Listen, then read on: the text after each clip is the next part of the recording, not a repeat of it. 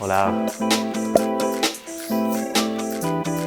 El meu nom és Arturo Burdeus i actualment, des del mes de gener, soc el president de FADES, que és la Federació d'Associació d'Estudiants.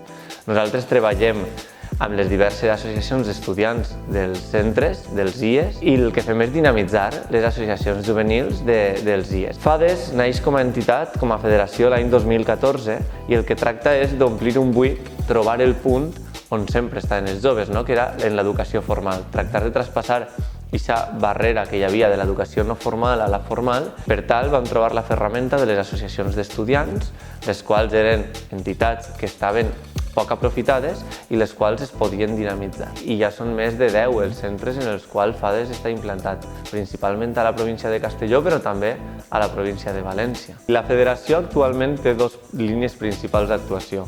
D'una banda tenim el treball dintre dels centres i d'altra banda el treball fora. Perquè fa el treball dintre dels centres, s'encarreguem d'entrar al centre, de treballar conjuntament amb l'equip d'orientació, la direcció dels centres, buscant una línia de treball conjunt.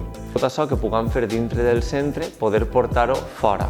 Fora com? Principalment tractant de crear centres juvenils que estiguen en la mateixa metodologia de treball que porta FADES, treballant amb responsabilitats, treballant en la participació activa de la joventut i que siguin ells mateixos els que vehiquen aquest procés d'ensenyament i aprenentatge. Ja des de les indicacions de la Unió Europea, des de les indicacions de la pròpia Conselleria d'Educació, se'ns diu que l'educació formal i la no formal tenen que anar lligades de la mà. Totes les activitats competencials són aquelles que produeixen un aprenentatge significatiu. En espais de l'educació formal, on podem treballar amb més tranquil·litat, amb més temps, d'una forma més informal, però a la vegada significativa, i amb rigorositat i amb uns objectius ben plantejats, amb unes programacions, sabent quines competències treballem, amb ferramentes, amb criteris d'avaluació. Jo crec que és la clau per a poder complementar d'una manera tot allò que es treballa dintre de les aules. És molt important que les persones